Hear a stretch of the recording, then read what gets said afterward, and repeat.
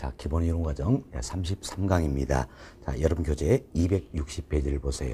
자, 저희들이 지난 시간에 토지 정책 수단이다 이와 관련해서 가장 대표적인 토지 이용 규제의 수단이 할 수 있는 지역 지구제 이와 관련해서 세부적으로 여러 가지를 살펴드렸습니다. 살펴드렸고 이제 260페이지 하단 보시면 자, 심학습의 토지 적성 평가 제도다라는 게 소개되고 있죠. 알레르기 개념 정도 이해하시면 되겠습니다. 물론 지난 시험에도 출제했던 내용이에요. 자, 첫 번째로 봅시다.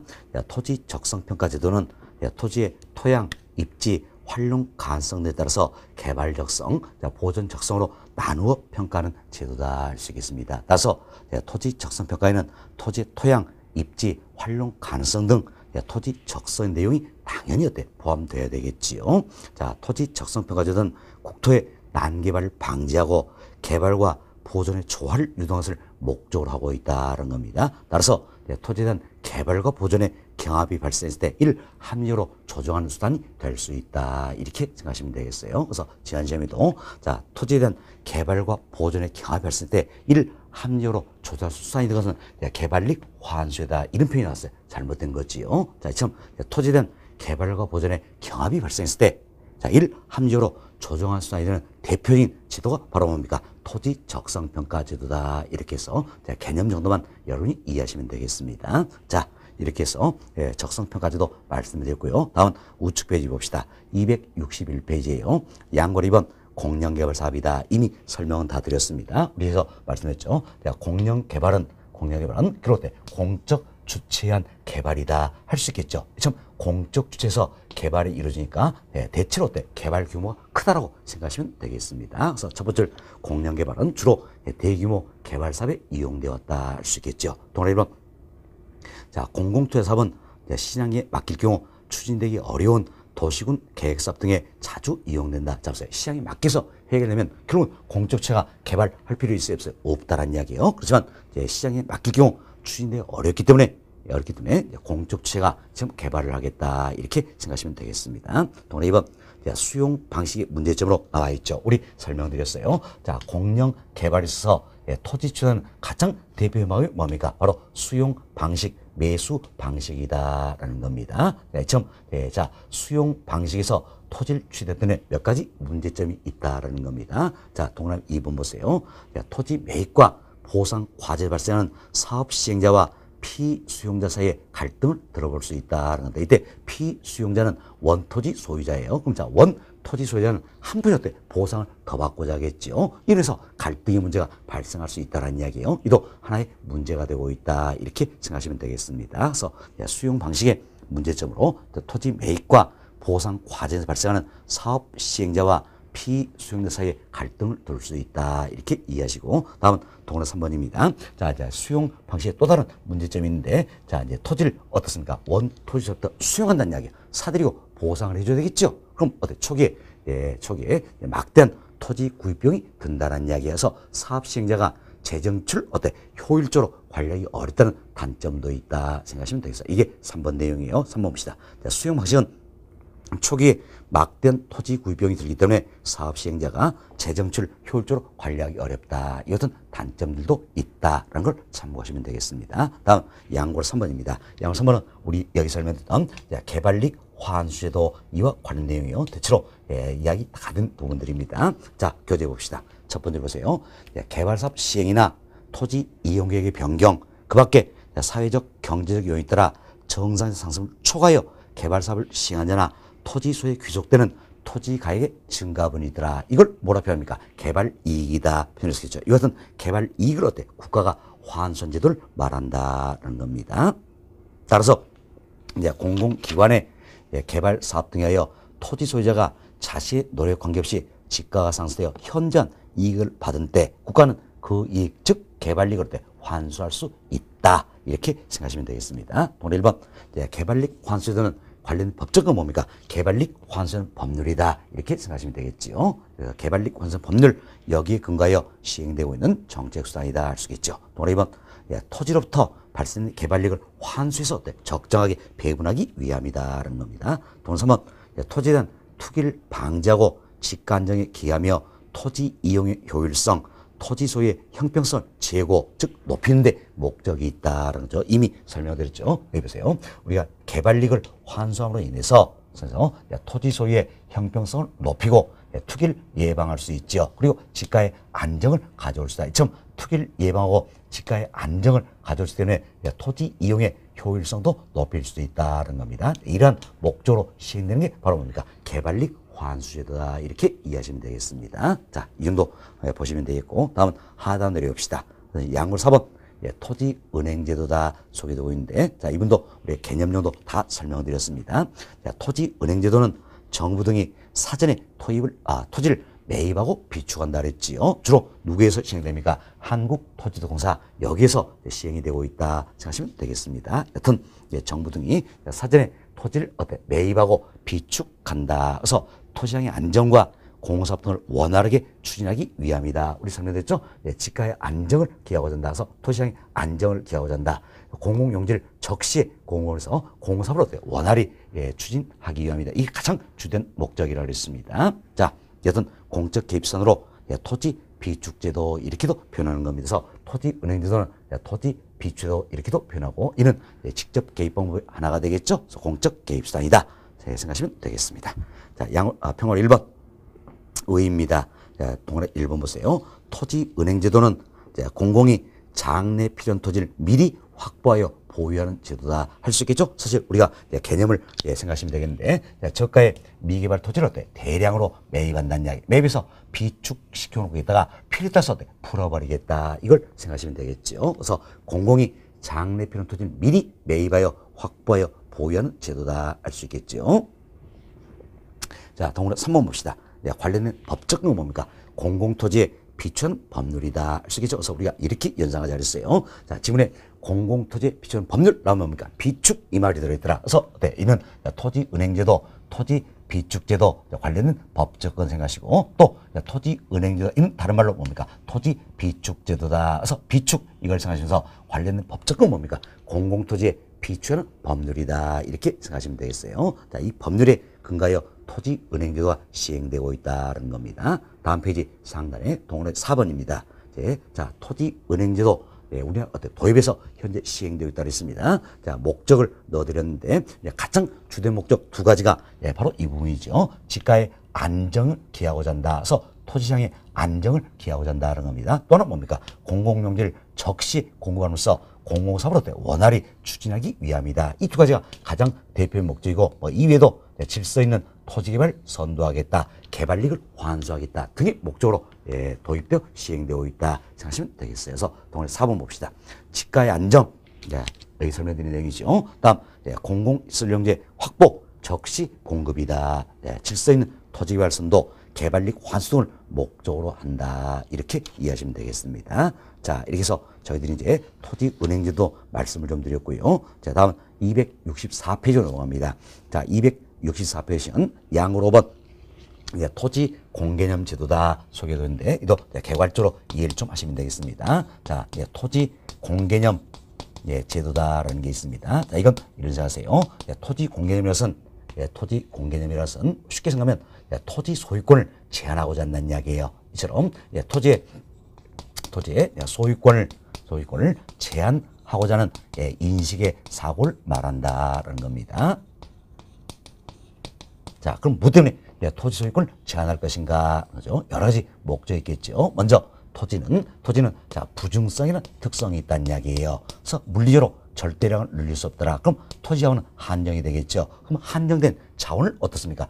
효율적으로 이용을 해야 되겠죠. 자, 이를 위해서는 누군가 가지고 있는 소유권을 제한할 필요가 있다라는 겁니다. 또한 토지는 사회성, 공공성이 강조되는 재화다. 그래서 공공복리의 우선주로 이용할 수 있어야 되겠죠. 이를 위해서는 누군가 가지고 있는 토지 소유권을 제한할 필요가 있다는 겁니다. 이를 위해서 토지 공개념 도입이 되었다 생각하시면 되겠습니다. 그래서 토지 공개념은 결국 부증성이란 특성과 사회성, 공공성이 강조되는 재활한 점에서 비롯되었다 생각하시고, 토지 공개념은 특정한 법률적에서 나온 건 아닙니다. 자, 이 법, 저 법 다 따져서 토지 소유권을 제한하려는 내용이라면 모두가 토지 공개념이다. 이렇게 참고하시면 되겠습니다. 자, 그럼 토지 공개념하에서 그래서 토지 소유권에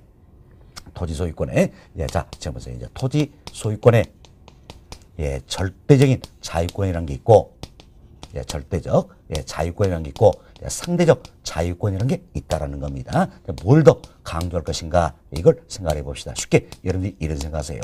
절대적 자유권에선 내 땅이니까 내 맘대로 사용식 처분할 수 있다. 이런 관점이고 상대적 자유권에서는 비록 내 땅이라 할지라도 법률이 허용하는 범위 내에서 사용하고 수익하고 처분할 수 있다라는 겁니다. 그럼 자 보세요. 오늘날 토지 소유권은 절대적 자유권을 강조할까요? 상대적 자유권을 강조할까요? 그렇죠. 상대적인 자유권을 강조한다라고 보시면 되겠어요. 따라서 오늘날 토지 소유권은 절대권입니까? 상대권입니까? 상대권이다. 이렇게 보시면 되겠죠. 그래서 아마 여러분 다 배우셨을 거예요. 법률의 범위 내에서 사용수익 처분을 하는 거지 내 땅에서 내 맘대로 사용수익 처분을 하는 그건 아니란 이야기예요. 법률이 허용하는 범위 내에서 사용수익 처분할 수 있더라. 이처럼 상대적 자유권을 강조하고 있다서 오늘날의 토지 소유권 결국 뭐가 됩니까? 상대권이 된다. 이렇게 생각하시면 되겠습니다. 자, 그럼 이제 교재 봅시다. 교재 보시면 자, 첫 번째로 보세요. 토지 공개념은 토지의 공익성과 사회성을 강조하는 개념으로 토지 소유권에 대한 제한 가능성을 인식하려는 사고라 볼 수 있다. 이처럼 토지 소유권을 제한하려는 인식의 사고 이 자체가 뭡니까? 토지 공개념이다라는 겁니다. 다음 주 오늘날 토지 소유권은 절대적 자유권보다는 상대 자유권을 강조한다. 이처럼 상대적 자유권을 강조한다. 그래서 토지 소유권 결국 뭡니까? 상대권이다. 이렇게 생각하시면 되겠습니다. 편곡 1번 의입니다. 자, 동남 1번 보세요. 공공재적 성격을 가진 토지자원을 이용하면서 공공복리를 우선시킨다. 그래서 토지자원을 보다 효율적으로 이용하고 형평성을 달성하기 위한 정책수단이다. 알 수 있겠죠. 동그라 2번 토지의 자연성 중 부증성과 토지는 사회성, 공공성이 강한 지역이라는 점에서 비롯되었다. 자, 우리 설명드렸습니다. 토지는 부증성의 특성이 있다는 이야기예요. 또한 사회성, 공공성이 강조된 지역이라는 이야기예요. 이런 점에서 토지 공개념이 비롯되었다. 이렇게 보시면 되겠습니다. 동그라 3번 사유 재산권의 보장은 개개인의 재산을 소유하고 상속은 물론 법률의 범위 내에서 사용식 처분할 권리를 인정한 것이다 라는 이야기죠. 결국 오늘날 소유권 어떻습니까? 이제 상대적 자유권을 강조하고 있다 할 수 있겠죠. 그래서 법률이 허용하는 범위 내에서 사용식 처분할 수 있는 권리를 인정하는 것이다. 이렇게 생각하시면 되겠어요. 내 땅에서 내 마음대로 사용식 처분을 하는 그게 아니라는 이야기예요. 법률이 허용하는 범위 내에서 사용식 처분할 수 있는 권리를 인정하는 것이다. 이렇게 이해하시면 되겠습니다. 자, 이 정도 보시고 나온 우측 페이지 보세요. 자, 265페이지입니다. 자, 상단에 택지 소유 사는 법률이다 소개되고 있죠. 자, 지금 택지 소유 사는 법률 여기에 근거해서 어떤 택지 소유 상한제다. 자, 이것은 제도를 어떻습니까? 과거에 시행을 했다는 이야기예요. 그렇지만 택지 소유 사는 법률 이 자체는 폐지된 법률입니다. 폐지된 법률이에요. 그래서 맨 아래쪽으로 보시면 맨 아래 두 번째 줄이네요. 자, 폐지하였고 몇 년도 이 중요한 게 아니라 하여튼 폐지된 법률이라는 이야기. 그리고 그 다음에는 위헌 판결까지 받았다는 이야기예요. 따라서 택지 소유 사는 법률 여기서 시행되었던 택지 소유 상한 제도다. 이는 어떤지 현재 시행되고 있다 할 수 있어요 없어요? 없다라는 이야기예요. 왜? 폐지된 법률이기 때문이다. 이렇게 생각하시면 그래서 여러분들이 택지 소유 사는 법률이다. 구체 내용 필요 없습니다. 폐지된 법률이니까 이건 폐지되었다. 이렇게만 생각하시면 되겠습니다. 그래서 혹시 우리 시험에 과거에도 출제했지만 또 나올 수 있다는 이야기요. 현재 자 이렇게 출제가 됩니다. 자, 현재 도입되어 시행되고 있는 자 정책 수단과 관련된 법적 근거로서 틀린 것은 이렇게 물어봅니다. 그럼 항상 이 부분이 나오면 자 이 부분이 보기에 나오겠죠. 택지 소유 상한이다. 땡땡 택지 소유 상한 법률 이렇게 나온다는 이야기야.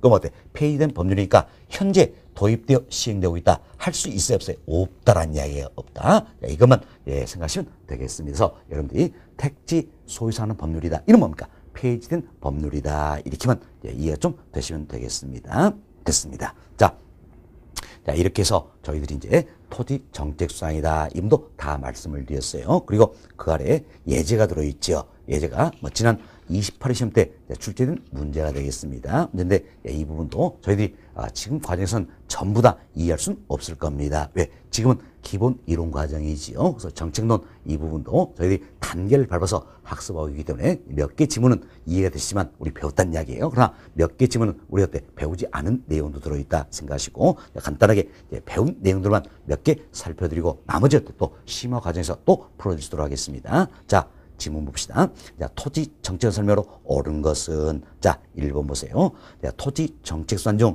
도시 개발 사업, 토지 수용, 금융 지원, 보조금 지급은 직접 개입 방식이다. 자, 이는 어때? 잘못된 지문이다. 알 수 있겠죠? 우리 배웠습니다. 특히 금융 보조금 지급이다. 자, 배웠죠? 예, 그래서 우리가 이렇게 지난 시간에 이야기했어요. 자, 조세, 금융, 자, 보조금, 자, 부담금, 부과다. 자, 이들은 모두가 어디에 합니까? 간접 개입 방법이다. 이야기 드렸죠? 간접 개입. 그래서 특히 네 가지 잘 이야기했어요. 조세, 금융, 보조금, 부담금이다. 이는 간접 개입 방법이다. 생각하시면 되죠? 그럼 지문에 금융 지원, 보조금 지급에 나와 있죠. 자, 보세요. 금융인 어디 합니까? 간접 개입이죠. 다음, 보조금 지급에 나와 있죠? 보조금 어디 합니까? 간접 개입 방법이다. 이들은 직접 개입할 수 없겠죠? 간접 개입이다. 따라서 1번은 어때? 잘못된 내용이다. 이렇게 보시면 되겠습니다. 다음, 보기 2번 봅시다.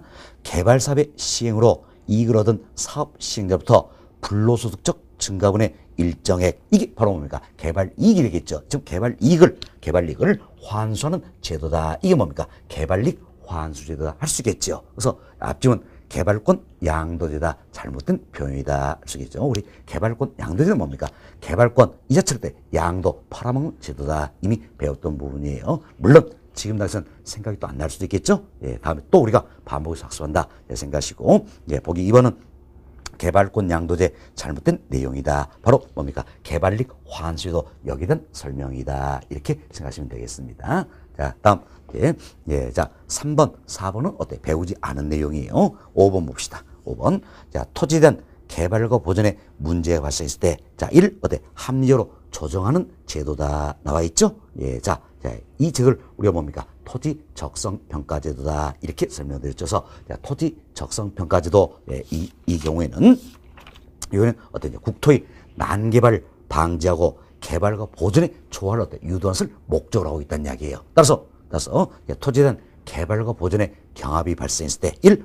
합리적으로 조정한 수단이 되고 있다라는 겁니다. 따라서 5번 질문. 토지에 대한 개발과 보존에 문제가 발생했을 때 1. 합리적으로 조정하는 제도다. 이는 토지거래 허가 제도입니까? 토지 적성평가 제도입니까? 그렇죠? 토지 적성평가 제도다. 이렇게 생각하시면 되겠습니다. 그래서 5번도 잘못되어 있다는 겁니다. 그래서 이제 오늘 저희들이 이제 1번, 2번, 5번 이 세 개 지문을 설명드렸어요. 그래서 1번, 2번, 5번 세 개 지문 모두가 잘못된 지문이다. 이렇게 보시면 되겠습니다. 자, 나머지는 저희들 심화 과정에서 설명을 또 드리도록 하겠습니다. 자, 그리고 다음 페이지 보세요. 다음 페이지 보시면 상단에 또 예제가 들어있죠. 이 예제도 지난 28회 때 출제된 문제가 되어 있습니다. 지문 일부만 살펴보도록 하겠습니다. 자, 토지 비축된 설명으로 틀린 것은 있죠. 토지 비축제다. 이게 결국 뭡니까? 우리에서 살펴던 토지은행제도 이 부분이 되겠지요. 그래서 토지은행제도 다른 말로 토지 비축제도다. 이렇게 표현하고 있습니다. 자, 틀린 거 찾기입니다. 동그라미 1번 보세요. 자, 토지 비축제도는 정부가 직접적으로 부동산 시장에 개입하는 정책수단이다. 자, 보세요. 토지은행제도 토지 비축은 어떻습니까? 정부의 직접 개입 방법이다. 이야기 드렸죠? 그래서 1번 맞는 표현이 되겠지요. 자, 2번 봅시다. 토지 비축제도의 필요성은 토지의 공적 기능이 확대되면 따라 커질 수 있겠죠? 자, 생각해보세요. 지가의 안정을 기하기 위해서 토지은행제도, 토지 비축도 더욱더 필요하다. 그 이야기예요. 또 공공사업을 원활히 추진해서 더욱더 필요하다. 할 수 있겠죠. 이처럼 토지의 공적 기능이 확대됨에 따라 커질 수가 있다는 겁니다. 맞습니다. 다음, 동그라미 3번 봅시다. 토지 비축 사업은 토지를 사전에 비축하여 장래 공익사업의 원활한 시행과 토지시장의 안정에 기여할 수 있다는 거죠. 자, 여기 보세요. 이제 토지은행제도 가장 큰 목적이 뭐라 했습니까? 바로 지가의 안정을 기하고자 한다. 토지시장의 안정을 기하고자 한다. 할 수 있겠죠. 또 공공용지를 적시에 공급하면서 공공사업으로 원활히 추진하고자 한다. 할 수 있겠죠. 자, 이 내용 생각하시면 3번도 올바른 문장이다. 할 수 있겠죠. 4번. 토지 비축제도는 사적 토지수의 편중 현상을 발생 가능한 토지 보상비 등의 고비용 문제를 어때 완화시킬 수 있다는 이야기. 왜? 저가의 미개발 토지를 대량으로 매입해놨다. 그럼 싸게 토지를 매입해서 여기서 자 공공용지를 적시 어때 공급시킬 수가 있다는 이야기예요. 이로해서 토지 보상비 등의 고비용 문제를 어때 완화시켜 볼 수 있어요, 없어요? 있다라는 겁니다. 그래서 이제 1번부터 4번까지 지금은 우리가 배웠던 내용인데, 자, 이 부분은 어때 모두가 올바른 문장이다 할 수 있겠죠. 그래서 보기 1번부터 4번까지만 제가 설명을 드렸습니다. 이는 올바른 지문이다 이렇게 보시면 되겠어요. 자, 이렇게 해서 우리 예제도 간단히 설명드린 내용 중심으로 한 번 더 살펴드렸습니다. 나머지는 심화 과정에서 또 말씀을 좀 드리도록 하겠습니다. 자, 이렇게 해서 우리 교재 2절 토지 정책이다. 이분 다 정리해드렸고, 다음 3절로 넘어갑니다. 자, 3절은 주택 정책이에요. 주택 정책이다. 자, 이분도 여러분들이 이렇게 생각하시면 되겠습니다. 자, 주택 정책이다. 그런데 주택 정책은 결국 주택 문제를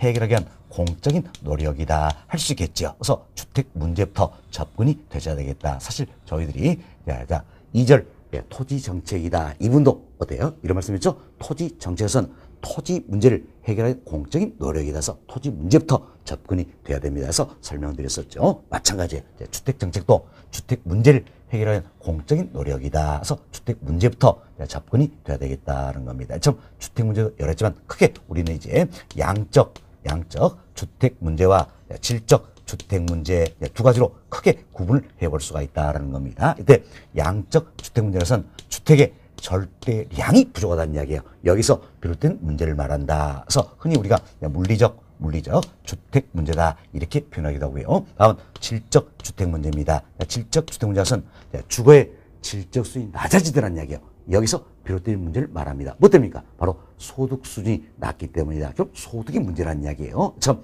주거의 질적 수준이 낮아지면서 비롯된 문제를 질적 주택 문제란다. 그래서 흔히 소득 문제이기 때문에 이는 경제적 주택 문제다 이렇게 표현하는 겁니다. 그런데 양적 주택 문제, 질적 주택 문제 우리가 두 가지로 구분하는데 뭘 먼저 해야 될까요? 그렇죠? 양적 주택 문제 이걸 먼저 해결해야 된다는 이야기예요. 양적 주택 문제를 먼저 해결해서 질적 주택 문제 해결이 돼야 된다 이렇게 보시면 되겠습니다. 그럼 이 같은 주택 문제를 해결하기 위한 공적인 노력이 바로 주택 정책이다. 그래서 주택 정책에도 여러 가지 목표가 있다는 겁니다. 정책의 목표 여러 가지가 있다는데 우리가 세 가지로 축약을 해볼 수가 있다는 이야기예요. 먼저 양적으로 충분한 주택을 공급하자라는 겁니다. 참 양적으로 충분한 주택을 공급하자라는 겁니다. 다음 질적으로 양호한 주택을 공급하자. 다음 환경적으로 쾌적한 주택을 공급하자. 이렇게 세 가지로 축약을 해볼 수가 있다. 그럼 이 중에 가장 우선적인 목표는 뭐가 될까요? 바로 양적으로 충분한 주택을 공급하자. 이게 가장 우선적인 목표가 되겠죠. 뭐 됩니까? 우리가 앞서 설명했지만 양적 주택 문제를 먼저 해결해놔서 질적 주택 문제를 해결한다 했습니다. 그럼 양적 주택 문제를 먼저 해결해서 뭡니까? 양적으로 충분한 주택을 공급하는 게 가장 우선적인 목표가 돼야 되겠다는 겁니다. 그렇지만 이 같은 주택 정책의 목표로 달성하는 것도 그리 쉬운 일만은 아니다. 이렇게 생각하시면 되겠습니다. 자, 이제 우리 교재 통해서 또 살펴보도록 하겠습니다. 자, 여러분 교재 266페이지를 보세요. 1번 챕터 주택 문제다 소개되어 있죠. 먼저 양으로 1번 첫 번째 봅시다. 자, 양적 주택 문제란 주택의 절대량이 부족하다. 여기서 비롯된 문제를 말한다는 겁니다. 자, 이는 필요 주택 수에 비해서 실제 주택 수가 적기 때문이지요. 흔히 우리가 물리적 주택 문제 이렇게도 표현합니다. 다음 우측 페이지 봅시다. 양으로 2번 질적 주택 문제입니다. 첫 번째 보세요. 자, 질적 주택 문제란 주거의 질적 수준이 낮아진다는 이야기야. 여기서 비롯된 문제를 말한다. 자, 이는 소득 수준이 낮아서 주택 가격이나 주거비 부담력이 낮기 때문에 발생한다. 결국 소득의 문제라는 이야기. 그래서 경제적 주택 문제 이렇게도 표현하는 겁니다. 자, 이런 질적 주택 문제는 양적 주택 문제가 해결된 후에 문제다라는 거죠. 결국 뭘 먼저 해결하자? 양적 주택 문제, 이걸 먼저 해놔서 질적 주택 문제를 해결하자, 그 이야기예요. 됐습니다. 자, 이런 정도만 간단히 정리하시면 되겠어요. 자, 다음은 여름 교재, 자, 268페이지로 넘어갑니다. 자, 268페이지는 자, 2번 챕터 주택 정책의 의의다 소개되어 있죠. 양호를 1번 봅시다. 첫 번째를, 자, 정부는 국민이 쾌적하고 살기 좋은 생활을 하기 위하여 또한 보다 인간다운 생활을 영위하기 위하여 필요한 최저 주거기를 갖추고 있다는 겁니다. 자, 이는 주거기본법 1 법적 근거라고 있죠. 그래서 우측에 상단에 박스 보시면 최저 주거 기준의 설정이다. 그래서 주거기본법 나와 있죠. 여기에 법적 근거를 두고 있다 생각하시고, 정부는 국민이 쾌적하고 살기 좋은 생활을 영위하기 위하여 또한 보다 인간다운 생활을 영위하기 위하여 필요한 최저 주거기를 갖추고 있다. 뭐 이런 정도는 이해하시면 되겠습니다. 자, 다음 질문 봅시다. 주택정책이란 주택 문제를 해결하고자 하는 공적인 노력이죠. 그래서 주택정책의 목표도 어때요? 여러 가지 있지만 세 가지로 축약을 해드렸습니다. 아래 동그라미 1, 2, 3번 나와 있죠. 동그라미 1번, 양적으로 충분한 주택을 공급하자. 이는 주택이 어때? 양적 부족 문제를 해결하기 위한 것이죠. 그래서 가장 우선적인 목표다. 자, 우리 여기서 이야기 드렸어요. 양적 주택 문제를 먼저 해결해야 된다는 이야기예요. 그래서 양적으로 충분한 주택을 공급하자. 이게 이제 가장 우선적인 목표가 된다. 이렇게 생각하시면 되겠습니다. 다음 동그라미 2번. 질적으로 양호한 주택을 공급하자. 자, 이는 주택의 질적 향상을 위한 것이지요. 동그라미 3번. 환경적으로 쾌적한 주택을 공급하자. 주거지역의 환경 개선을 위한 것이다. 이처럼 우리가 주택적인 목표도 여러 있지만 세 가지로 축약을 해서 설명을 드렸습니다. 자, 그리고 다시 양고래 1번에 세 번째를 끝부분 한번 보세요. 보시면, 자, 이러한 주택정책의 목표는 시장 개입에 대한 시장 참여 저항이라든지 정부의 과다한 재정 부담, 대책의 일관성 결여 등등 여러 가지 이유에서 달성하기가 쉽지는 않다라는 것도 참고하시면 되겠습니다. 자, 다음은 우측 페이지 봅시다. 269페이지예요. 양고래 2번. 주택정책의 유형이다 소인데, 크게 우리가 이제 신규주택 공급정책과 기존주택 공급정책이다. 두 가지로 나눠볼 수가 있다는 겁니다. 자, 편곡을 1번 보세요. 자, 신규주택 공급정책이다. 결국 신규 공급이죠. 신규 공급 뭡니까? 장기. 그래서 플로우의 개념이 되겠다는 겁니다. 유량이죠. 플로우의 개념. 그래서 플로우 정책 이렇게도 표현한다는 이야기예요. 두 번째, 신규주택의 공급을 확대한 정책을 말한다. 참고하시고, 편곡을 2번. 기존주택 공급 정책입니다. 자, 기존 주택은 뭡니까? 일정 시점에서죠. 그래서 이제 저량, 스톡의 개념이다. 알 수 있겠습니다. 그래서, 자, 기존 주택 공급 정책 어때? 스톡 정책이다. 표현을 쓰죠. 앞서 얘기한 신주택 공급 정책이다. 이는 어때? 유량, 플로우 정책이다. 이렇게 하겠죠. 하지만 기존 주택 공급 정책의 이는 뭡니까? 저량, 스톡 정책이다. 표현할 수 있겠죠. 첫 번째 끝 보세요. 기존 주택이나 주거지를 재개발하거나 개보수를 통하여 기존 주택 공급을 확대하자는 정책을 말한다. 이렇게 간단히 참고하시면 되겠습니다. 다음 양호 3번. 주택정책 내용입니다. 주택정책도 크게 주택 공급제도, 주택 개량제도, 구매력 강화제도 등으로 구분해 볼 수가 있다는 걸 역시 참고하시면 되겠습니다. 자, 이렇게 해서 저희들이 이제 2번 챕터 주택정책의 의의다. 이분도 다 말씀드렸는데, 이분도 이제 출제비는 굉장히 낮은 부분이에요. 그래서 이제 제가 말씀 내용만 참고하시면 되겠다. 이렇게 생각하시면 되겠습니다. 다음은 여름교재 270페이지입니다. 270페이지 3번 챕터입니다. 3번 챕터. 자, 임대주택정책 순환이다. 소개되고 있는데, 자, 우리가 이 생각을 해봅시다. 그래서 이제 이점 주택정책의 목표를 달성하기 위해서는, 주택정책의 목표를 달성해서는 여러 가지 정책 수단이 있다는 겁니다. 그래서 이제 주택정책에도 여러 가지 수단들이 있더라. 그 중에 대표적인 게 바로 뭡니까? 임대주택정책이다. 할 수 있겠지요. 또한 분양주택정책 들어볼 수 있겠죠. 이외에도 여러 가지가 있다 생각하시고, 대표적인 주택정책 수단에는 임대주택정책 그리고 분양주택정책이다. 이를 들어볼 수가 있다는 겁니다. 그리고 다음은 여하튼 임대주택정책에도 여러 가지 정책적인 수단들이 있습니다. 그 중에 우리 시험 잘 물어본 건 세 가지예요. 세 가지. 자, 임대료 규제 정책이라는 게 있고, 임대료 보조 정책이다. 그리고 임대주택 공급 정책이다라는 겁니다. 이 세 가지를 우리 시험은 주로 물어보고 있다. 특히 이 중에서 임대료 규제 정책 아주 중요한 부분이다. 이렇게 생각하시면 되겠습니다. 점 임대주택 정책에도 여러 가지 정책 수단이 있지만 우리 시험 묻는 건 세 가지다. 그러니까 임대료 규제 정책, 임대료 보조 정책, 공공임대주택 공급정책 등이 있다 생각하시고, 다음 분양주택정책입니다. 자, 분양주택정책도 여러 가지겠죠. 그 중에 대표적인 게 뭡니까? 분양가 규제 정책이라는 게 있어요. 자, 분양가를 규제한다. 흔히 여러분들이 분양가 상한제다 들어보셨죠? 바로 이게 이제 규제정책이에요. 사실 임대료 규제했다. 임대료 상한제다. 분양가 규제한다는 이야기예요. 분양가 상한제다 생각하시면 되죠. 다음은 분양가 자율화 정책이라는 게 있어요. 이거 뭡니까?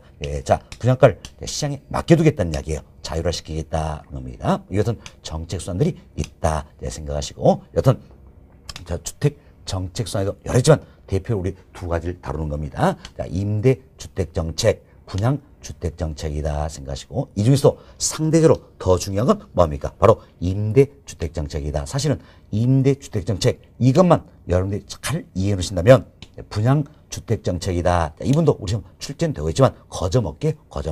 그래서 임대주택 정책 이것만 잘 이해한다면 분양주택 정책 이거에서는 어때? 문제 한 두세 개 정도 풀어보면 돼. 모두가 다 해결이 될 것 같은 부분들이에요. 그래서 중요한 건 임대주택 정책이다 생각하시고, 여기도 여러 정책 수가 있지만 대표로 세 가지. 자, 임대료 규제 정책, 임대료 보조 정책, 공공임대주택 공급 정책, 여기서 잘 이해해 놓자라는 겁니다. 그래서 이것은 임대주택 정책이다. 이걸 다루고 있는 게 바로 우리 교재 3번 챕터예요. 3번 챕터. 자, 임대주택 정책 수단이 나와 있죠? 아주 중요한 부분이다. 별표 7개 해놓으시기 바라겠습니다. 네, 별표 7개 해놓으시고, 네, 자, 하나씩 살펴보도록 하겠습니다. 자, 먼저, 자, 임대료 규제 정책이다라는 게 있습니다.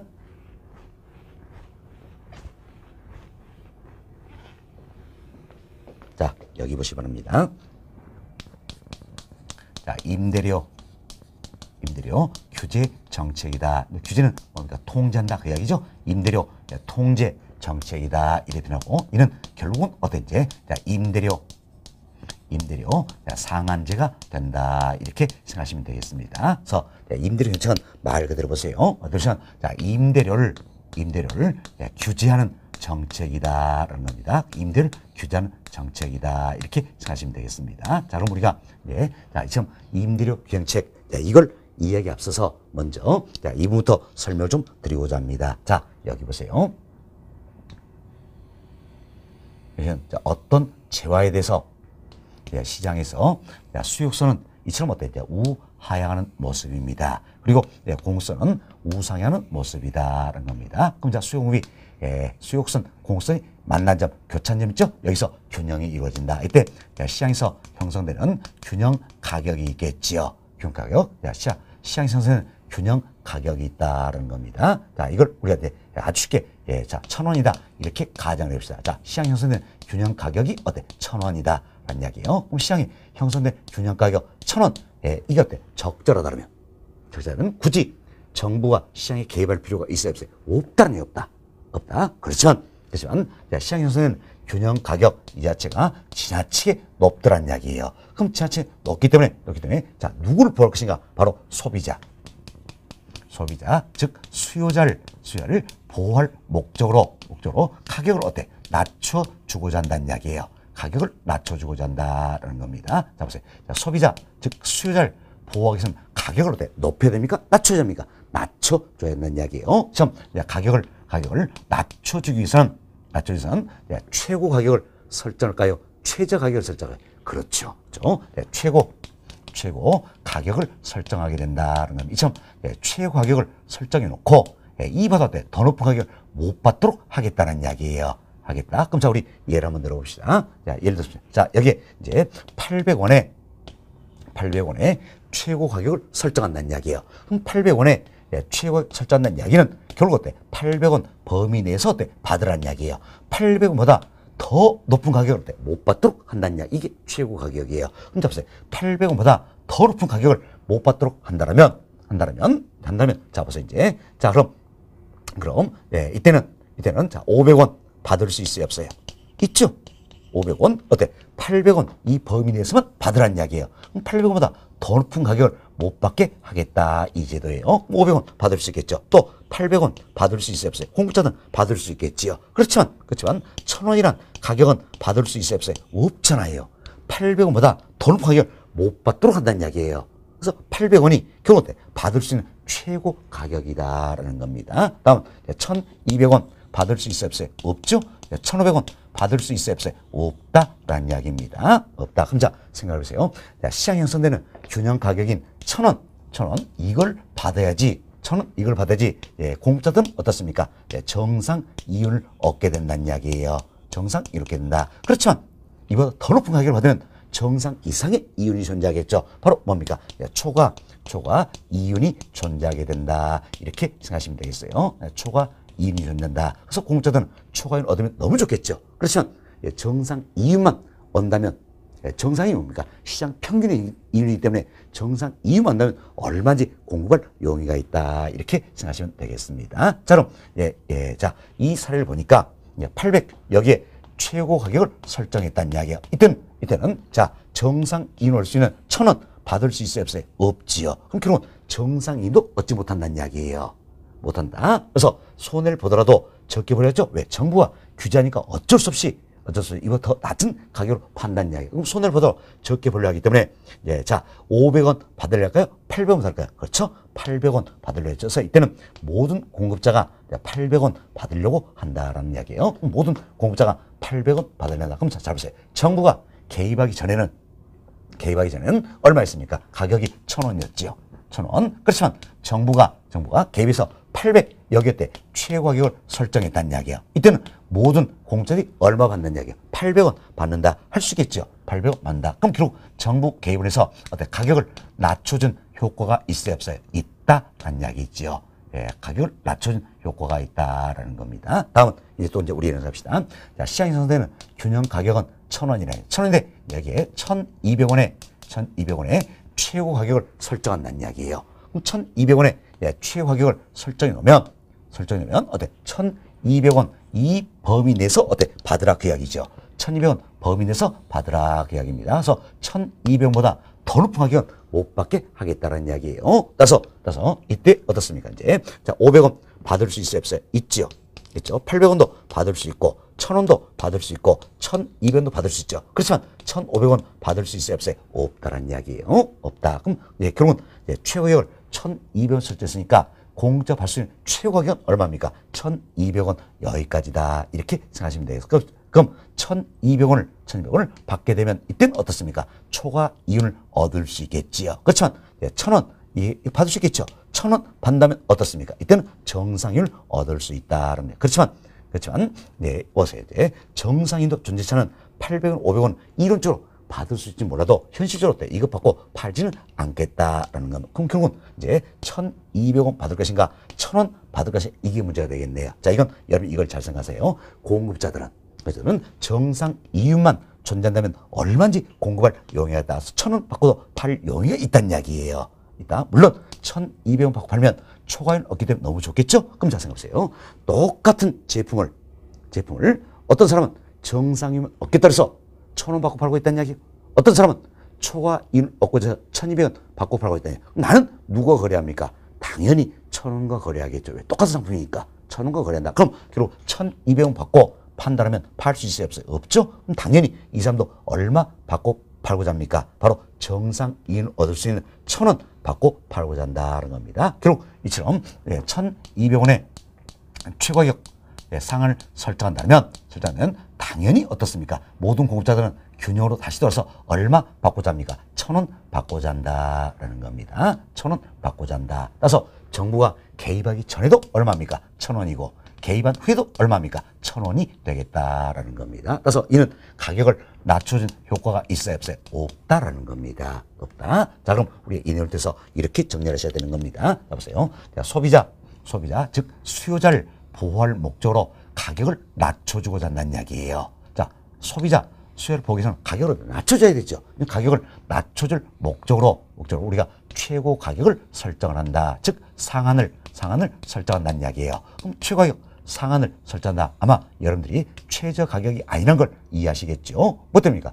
최저 상한 설정해서 이거 더 높이 못 받게 하겠다는 이야기예요. 그래서 어때? 가격을 낮추는 효과가 나타나겠죠? 결국은 최고 가격 상한을 설정한다라는 겁니다. 이걸 조심하셔야 됩니다. 자, 소비자, 즉 수요자를 보호할 목적으로 가격을 낮춰서 뭘 설정합니까? 최고 가격, 상한을 설정한다라는 겁니다. 그렇죠? 상한을 설정 방법은 결국 두 가지 있다는 걸 우리가 알 수 있겠죠. 더 낮게 설정 방법이 있고 높게 설정 방법이 있다는 이야기예요. 더 낮게 설정한다면 어때? 가격을 낮춰준 효과가 나타난다는 이야기예요. 그렇지만 더 높게 설정하면 시장 현실 균형 가격보다 더 높게 쓰면 당연히 어때? 균형으로 돌아와 버리죠. 그럼 균형으로 돌아와 버리니까 가격을 낮춰준 효과가 있어요, 없어요? 없다. 시장에 아무런 영향 미치지 않는다는 이야기예요. 아무런 영향 미치지 않는다라는 겁니다. 따라서 소비자, 수요자를 보호할 목적으로 가격을 낮추기 위해서는 최고가격, 즉 상한을 어떻게 설정합니까? 시장 형성되는 균형 가격보다 낮게 상한 최고가격을 설정을 해야 된다라는 겁니다. 그래서 여러분께 이 두 가지를 말씀드리기 위해서 지금 이런 이야기를 하는 겁니다. 소비자, 수요자를 보호할 목적으로 가격을 낮춰야 된다. 이때는 뭘 설정합니까? 최고 가격, 상한을 설정하는 어떻게? 시장 형성되는 균형 가격보다 낮게 설정을 해야 된다. 이렇게 이걸 잘 이해하시면 되겠습니다. 이걸 잘 이해하시고 이 내용을 우리가 임대주택시장에 적용한 게 바로 임대료 규제 정책이 되어 있고 분양주택시장에 적용하는 게 분양가 규제 정책이 되겠다는 겁니다. 결국 임대료 상한제, 분양가 상한제가 된다. 이 생각하시면 되겠습니다. 자, 그럼 우리는 이제 이 내용을 임대주택시장에 적용을 하자라는 겁니다. 그런데 여기 보세요. 우리가 이제 임대주택시장을 살펴봅시다. 임대주택시장에서 임대주택에 대한 수요 곡선은 이처럼 우하향하는 모습이고요. 공급선은 우상향하는 모습이다. 이렇게 가정합시다. 가정하고 이제 수요가 만나는 수요선 공급선이 만난 지점, 표천점 이 점이 되겠죠. 이 점에서 균형이 이루어진다 할 수 있겠죠. 따라서 이때 이제 균형 임료가 P스타라는 이야기야. 그럼 시장에 형성된 균형 임료 P스타가 적절하다면 굳이 정부가 시장에 개입할 필요가 있어요, 없어요? 없죠. 그렇지만 시장에서 형성되고 있는 균형 임료 P스타가 어때? 지나치게 높더라라는 겁니다. 지나치게 높아서 임차인의 주거 안정을 해치고 있다는 이야기예요. 이처럼 임차인의 주거 안정을 해치고 있다라는. 그럼 임차인의 주거 안정을 위해서는 임료를 낮춰줄 필요가 있어요, 없어요? 있다라는 거죠. 잘 보세요. 시장 형성된 균형임료 P스타가 적절하다면 굳이 개입할 필요가 없다는 이야기예요. 그렇지만 시장 형성된 균형임료 P스타가 지나치게 높더라. 그래서 임차인의 주거 안정을 해치고 있더라. 그럼 임차인의 주거 안정을 위해서는 임대료를 낮춰줄 필요가 있다는 겁니다. 이때 임대료를 낮춰주기 위해서는 최고 가격일까요? 최저 가격일까요? 그렇죠. 최고 가격 상한을 설정한다. 이렇게 생각하시면 되겠어요. 사실 우리가 이제 앞서 배운 이 내용과 결합을 시킨다면 자 보세요. 임차인은 수요자입니까? 공급자입니까? 수요자지요. 수요자를 보호할 목적으로 소비자를 보호할 목적으로 가격을 낮춰줘야 되겠죠. 그래서 가격, 즉 임대를 낮춰주고자 한다는 이야기죠. 임차인, 수요자 보호할 목적으로 가격, 즉 임료를 낮춰주고자 한다는 이야기예요. 인류선 뭘 설정해야 됩니까? 바로 최고 가격 상한을 설정해야 된다는 겁니다. 최고 가격 상한을 설정해야 된다. 이분이 여러분이 모의고사나 실제 시험에서 잘 상한다면 항상 이걸 떠올리세요. 분양가 상한제, 임대료 상한제, 상한제다. 상한 이거 뭡니까? 최고 가격이다 할 수 있겠죠. 최고 가격 상한을 설정을 해야 된다는 겁니다. 최고 가격 상한을 설정도 어떻게 됩니까? 바로 시장에서 된 균형 임료보다 높게 설정해서 낮게 설정해서 그렇죠. 낮게 설정을 해야 된다는 겁니다. 낮게 설정을 한다. 사실 시장 형성되는 균형 임료보다도 더 높게 상한을 설정한다면 당연히 균형으로 다시 돌아온다 그랬죠. 그래서 시장에 아무런 영향을 미치지 않는다는 이야기예요. 따라서 임차인의 임차인의 주거 안정을 위해서 임료를 낮춰주기 위해서는 어때? 최고가격, 즉 상한을 설정하는데 어떻게? 시장에 선된 균형 임료가 더 낮게 최고가격 상한을 설정을 해야 된다는 겁니다. 그래서 이분부터 잘 이해하셔야 됩니다. 자, 최고 가격, 자, 임료를 낮춰주기 위해서는 뭡니까? 최고 가격 상한을 설정한다. 어떻게? 더 낮게 설정을 해야 된다라는 겁니다. 자, 그럼 이처럼 이제 시장에서 되는 균형 임료인 P스타보다 더 낮게 P1의 상한을 설정했다라는 겁니다. 그렇죠? P1의 상한을 설정한다면 결국 이때는 어떠냐? 모든 임대인들은 임료를 얼마 받습니까? P1 받겠죠? 자, 우리 여기 보세요. 800 여기에 상한 설정했을 때 자, 모든 공급자들은 얼마 받고 팝니까? 800원 받고 팔겠지요. 그래서 처음 P1에 상한 설정하면 어떤지 자, 임대인들에게 P1보다 더 높은 임료를 못 받도록 하는 거지요. 그럼 임대인들이 받을 수 있는 임료의 상한이 얼마입니까? 바로 P1이다. 그래서 모든 임대인들은 임대를 얼마 받고자 합니까? P1 받고자 한다라는 겁니다. 그럼 결국은 정부가 개입하기 전에 임료는 얼마였습니까? P스타였죠.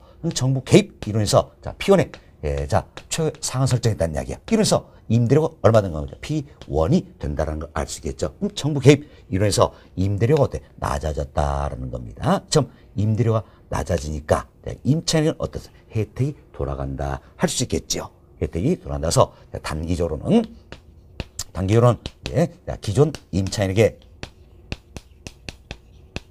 기존 임차인에게 혜택이 돌아간다 이렇게 보시면 되겠습니다. 됐습니다. 다음은 장기적으로 한번 살펴봅시다. 장기적으로는 내용이 어때? 달라져 버리는 겁니다. 자, 장기적으로 살펴보는데 자, 먼저 자, 임대인의 입장입니다. 자, 이 임대인 입장에서는 자, P1의 임료를 받다 보니까 정상 이윤도 존재치 않는다는 이야기예요.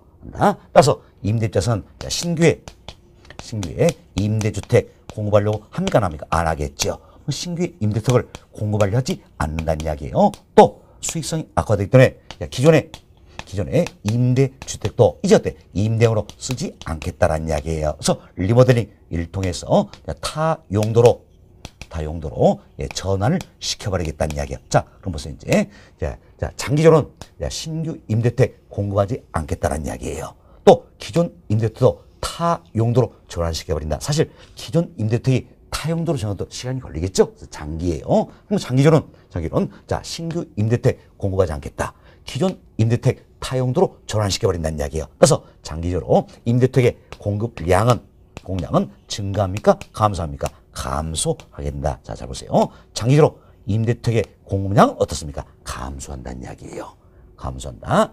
또 설령 기존 임대주택이 타용도로 전환되지 않는 달자예요. 전환되지 않는다는 이야기예요. 그 달자도 기존 임대주택의 수도꼭지도 하나 교체하지 않겠다는 이야기예요. 자, 생각해보세요. 이제 수도꼭지 교체합니다. 이것이 개보선다는 이야기. 개보세도 P1보다 더 높은 임료 받을 수 있어요, 없어요? 없잖아요. 굳이 돈 들여서 고칠 필요가 없다는 이야기예요. 따라서 기존 임대주택이 타용도로 전환되지 않는 할자도 기존 임대주택의 자, 질적 수준은 저하된다 할 수 있겠죠. 그래서 이분 잘 이해하셔야 됩니다. 우리 시험 단골 메뉴예요. 자, 시장 형성되는 균형 임료보다도 더 낮게 최고의 상한을 설정했습니다. 이때 장기적으로 자, 임대주택 공급량은 증가합니까? 감소합니까? 감소한다라는 거. 또한 임대주택의 질적 수준은 어떻습니까? 저하된다라는 겁니다. 질적 수준 저하된다라는 겁니다. 자, 다음은 이론에서 임대인은 결국 임대주택에 대한 투자 기피 현상을 초래하고 있다라는 걸 알 수 있겠지요. 다음은 자, 우리가 기존 임차인 입장에서 한 번 더 살펴봅시다. 자, 지금 기존 임차인 입장에서는 임대료 얼마 지불하고 있습니까? P1에 임대를 지불하고 있다. 그럼 처음 정부의 규제 임료인 P1의 임료하에서는 자, 수요량은 이 크기가 되겠지요. 다음 공급량은 이 크기가 되겠지요. 그럼 결국은 P1의 규제 임료하에서는 자, 수요량은 이 크기고 공급량은 이 크기 때문에 결국 어떤지 이 크기만큼 뭐가 더 많습니까? 수요량이 더 많다는 걸 알 수 있겠지요. 그래서 이 크기가 바로 뭐가 됩니까? 초과 수요의 크기가 된다라는 겁니다. 그래서 여러분이 잘 이해하셔야 됩니다. 자, 지난 시간도 바로 이 부분이 또 틀린 문제로 나왔던 거였습니다. 자, 시장 형성되는 균형 임료보다도 더 낮게 최고 가격을 설정한다는 이야기예요. 상한을 설정할 때는 반드시 어떤 사람입니까? 초과 수요 현상, 초과 공급이 아니라는 이야기예요. 초과 공급이 아니라 초과 수요 현상을 초래하게 된다는 겁니다. 그렇죠? 초과 수요는 단기만 존재할 것인가? 아니에요. 초과 수요는 만성적으로 나타난다. 그래서 단기뿐만이 아니라 장기적으로도 존재하게 된다. 그럼 어때? 단기와 장기를 비교했을 때 초과 수요 크기는 언제 더 것인가? 장기에 더 커진다는 이야기예요. 왜? 장기적으로는 공급량이 더욱더 줄어버리기 때문에 초과 수요 크기는 장기에 더 커진다는 겁니다. 그럼 여러분이 이해하세요? 자, 초과 수요 현상이 나타난다는 이야기는 임대택이 남아돈다는 건 부족하다는 거예요. 그렇죠. 부족하다는 이야기. 그럼 임대택의 부족 문제는 단기보다 장기가 더욱더 심각해진다. 이렇게 보시면 되겠습니다. 장기의 임대택의 부족 문제는 더욱더 심각해진다. 이렇게 생각하시면 되겠습니다. 다음 또 보세요. 이제 P1의 규제 임료에서는 이처럼 초과 수요 현상을 초래하기 때문에 동일한 P1의 임료를 지불하고 다른 임대 찾는 게 쉽습니까? 어렵습니까? 어렵죠? 따라서 현재 임대택에서 움직이려 합니까? 안 합니까? 안 하겠지요. 꼭 그냥 눌러 있으려 한다는 이야기예요. 자, 이러면서 그래서 기존 임차인들은 어떻습니까? 이주 기피 현상을 초래하게 된다는 겁니다. 결국 어떤지 주거 이동이 저하된다. 이렇게 보셔야 되겠어요. 자, 이분도 우리 단골 메뉴예요. 자, 주거 이동이 저하된다. 단골 메뉴인데 사실 생각을 해보세요. 자, 시장의 상승은 균형 임료보다 임료를 더 낮췄다는 이야기예요. 낮추니까 임료가 더 낮아지니까 주거 이동이 활발하게 생각했죠. 그러나 주거 이동이 활발한 게 아니라 오히려 주거 이동이 저하된다라는 것을 아차면 실수할 수 있기 때문에 이분도 출제가 잘 되고 있다. 이렇게 생각하시면 되겠어요. 자, 주거 이동은 저하된다. 잘 이해하셔야 됩니다. 자, 기존 임차인 입장에서는 자, 초과 수요 현상이 존재하니까 자, 보세요. 기존 임차 입장에서는 규제 임료화에서는 초과 수요 현상이 존재하니까 동일한 임료를 지불하고 다른 임대택을 찾는 게 쉬운 일은 아니라는 이야기예요. 그래서 현재 있는 임대택에 그대로 머물러 있으려 한다는 겁니다. 그래서 이주 기편상 초래에 져서 주거 이동은 저하된다는 겁니다. 다음은 세 번째, 신규 임차인의 입장에서 살펴봅시다. 자, 신규 임차인의 입장에서는 더욱더 불리한 점이 놓이게 되겠죠. 사실 임대인은 임대택 투자 기피 현상을 초래하고 있지요. 그리고 기존 임차인은 이주 기편상 움직이지 않는다는 이야기야. 그래서 신규 임차인은 더욱더 불리한 점이 놓이겠다. 그래서 신규 임차인은 어떤 생각할 것인가? 자, 이런 생각을 하겠지요. 자, 지금 P1의 규제 임료화에서 공급되는 이 크기예요. 이 크기다. 그럼 이 크기면서 워낙 불리하니까 얼마큼 지불을 용해서 것인가? 바로 수요. 자, 이 크기에 맞춰서 수요 곡선과 만나는 이 점에서의 임료다. 자, 이래서 얘기가 되겠죠. 자, P2. 자, 이처럼 P2란 임료를 지불하고도 들어가려고 한다는 이야기. 왜? 워낙 불리하니까. 그렇지 않으면 임대택 구할 수가 없다는. 그래서 P2는 임료를 지불하고도 들어가려고 한다는 겁니다. 자, 다시 보세요.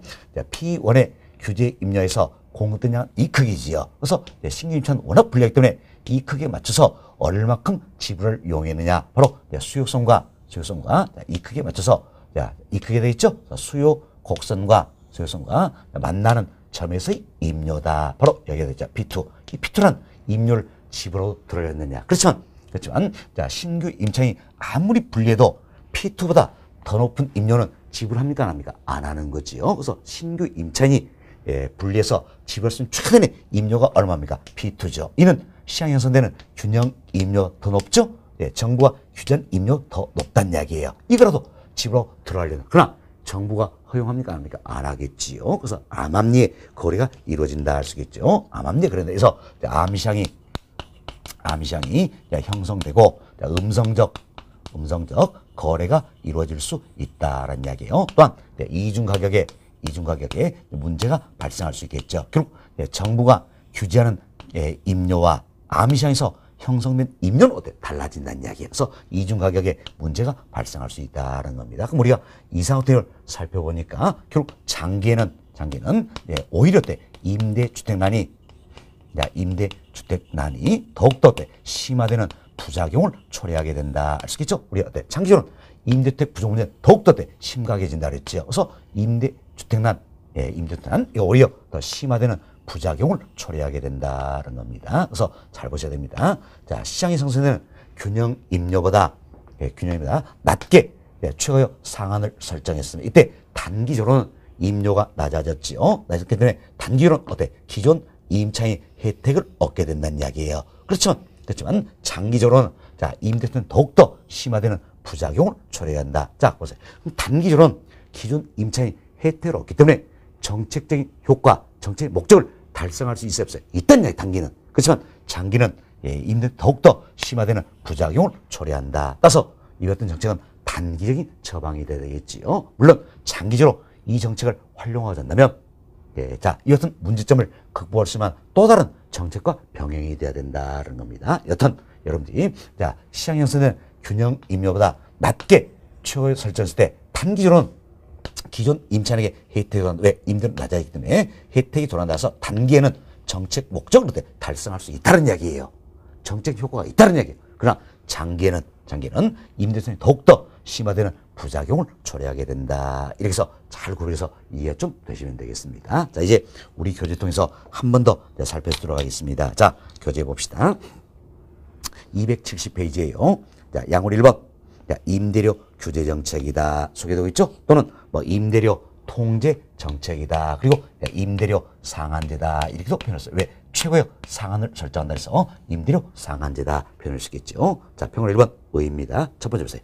임대료가 급등한 저대의 시장 임대료 이하 수준으로 정부가 임대를 규제하는 정책이다. 자, 점 시장 임대료, 시장에서는 균형료 이것부터 낮게 자, 임대를 규제하는 정책이다. 그래서 임대료 수준 또는 임대료 상승률을 일정 범위 내 규제하여 임차 가격을 보려는 가격 규제 일종이다라는 거죠. 이는 최고 가격제도의 하나다. 참 최고 가격제도다. 이게 이제 가격 규제제도의 하나가 되는 겁니다. 그래서 이는 결국 임대료 규제 정책이다. 자, 이는 어떻습니까? 가격 규제 제도의 하나가 된다 생각하시고, 다음 최고 가격제도 알 수 있겠죠. 즉 상한제다라는 이야기. 그래서 우리가 임대료 상한제다 표현을 해줬죠. 지금 다시 봅시다. 이는 최고 가격제도 즉 상한제도의 하나로 정부가 규정한 임대료 상한이 시장의 균형 임료보다 낮아야지 시장에 영향을 더 높다면 당연히 균형 돌아오니까 아무나 미치지 않다 그랬죠? 낮아야 된다 해서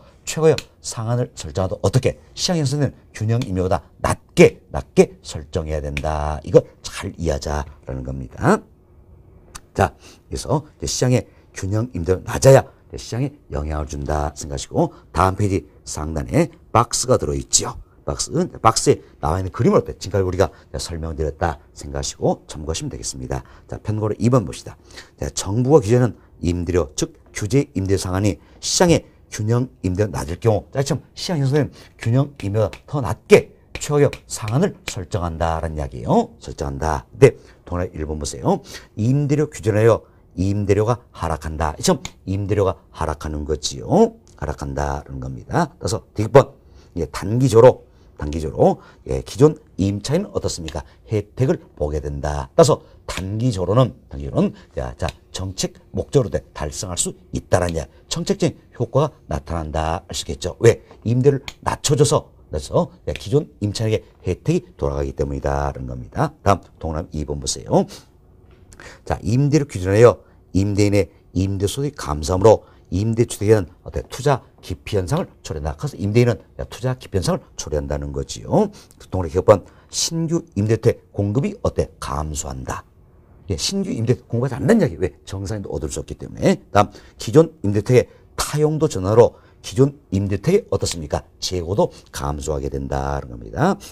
결국 2번 임대료는 장기적으로 임대주택의 공급량을 감소시킨다. 자, 감소. 동그라미 쳐주시고 감소시킨다는 겁니다. 자, 뒷번 임대료 규제는 민간 임대시장에서 장기적으로 공급이 줄어 주택 부족 현상 야기할 수 있겠죠. 그래서 임대주택의 부족 문제는 장기에 더욱더 심각해진다는 겁니다. 다음 민번. 자, 임대료 규제는 임대부산의 질적 저하를 초래할 수 있다. 질적 수준이 저하된다 할 수 있겠죠. 다음 동그라미 3번 임대료 규제는 임대료에 대한 초과수요를 발생시킨다. 자, 시장에 형성된 균형임대보다 더 낮게 최고의 상한선을 짜면 당연히 어떤 사람입니까? 초과수요 현상이 나타난다는 이야기죠. 처음 초과수요 발생시킨다. 자, 초과수 크기는 어때? 단기에 비해 장기에 더 커진다 그랬죠? 처음 단기에 비해서 장기에 초과수 크기는 더 커진다. 뭐 때문입니까? 장기적으로 공량이 어때? 더 줄기 때문이다. 이렇게 생각하시면 되겠습니다. 자, 다음 비교 봅시다. 기억번. 임대료 규제는 기존 임차인들의 이주 기편성을 초래하여 주거이동을 저하시킨다. 자, 이분 조심하자 했죠. 주거이동은 활발해집니까? 저하되는 겁니까? 저하된다. 동그라미 쳐주세요. 주거이동 저하된다는 겁니다. 자, 다음 2번. 임대료 규제가 지속되면 장기적으로는 암시장이 형성된 등 음성적 거래가 발생할 수 있다는 이야기예요. D번. 임대료 규제는 임대에 대한 이중 가격을 형성할 수 있다. 다 설명드렸죠? 따라서 동그라미 4번. 장기적으로는 임대 탄압이 오히려 심화되어 저소득층 임차인들의 주거 환경이 악화될 수 있다는 이야기. 그래서 장기는 어때? 오히려 부작용이 더 심해진다 생각하시면 되겠어요. 그래서 자기였죠. 단기에는 기존 임차인에게 혜택이 돌아가죠. 왜? 임대료 낮아졌기 때문에. 따라서 정책 목적을 달성할 수 있다. 정책의 효과가 있다는 이야기예요. 그렇지만 장기에는 오히려 임대탄압이 더욱더 심화되는 부작용을 초래한다라는 겁니다. 다음 평균 3번이에요.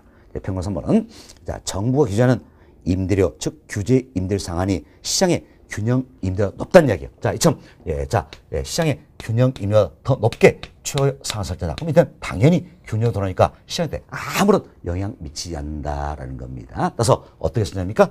최고 상한 설정도 시장에서는 균형 임대보다 낮게 설정해야 단기적으로나마 정책 효과를 얻을 수 있다. 이렇게 생각하시면 되겠습니다. 그래서 동그라미 1번. 규제 임대료가 시장의 균형 임대료 획이 다시 돌아온다는 이야기여서 임대료 규제는 균형 임대료와 임대 공량에 아무런 영향을 미치지 않는다 할 수 있겠죠. 결국 시장에 아무런 영향을 미치지 않는다는 이야기예요. 또 2번. 임대료 규제는 임대료의 질적자 가져오지 않으며 자 보세요. 자 다시 시장의 균형 임대로 돌아왔으니까 이때는 시장에 아무런 영향을 미치지 않는다는 얘기죠. 따라서 임대료의 질적자를 가져올 이유가 없다라는 거예요. 또한 기존 세입자들의 이동도 저하시킨다. 시장이 아무런 영향을 미치지 않기 때문에 기존 세입자들의 이동을 저하시킬 이유도 없는 거지요. 그래서 시장 형성은 균형 임대보다 더 높게 최고 상한 설정은 당연히 균형으로 다시 돌아왔더니 시장한테 아무런 영향 미치지 않는다. 이렇게 생각하시면 되겠습니다. 결국 동그라미 1, 2번 내용이 뭡니까? 아무런 영향 미치지 않는다. 이런 의미예요. 자, 이 정도 이해하시면 되겠습니다. 자, 그리고 우측에 273페이지를 보세요. 자, 273페이지는 하단에 보충 박스가 들어있죠. 이 박스가 가격 규제들을 설명 내용이에요. 자, 첫 번째로 봅시다.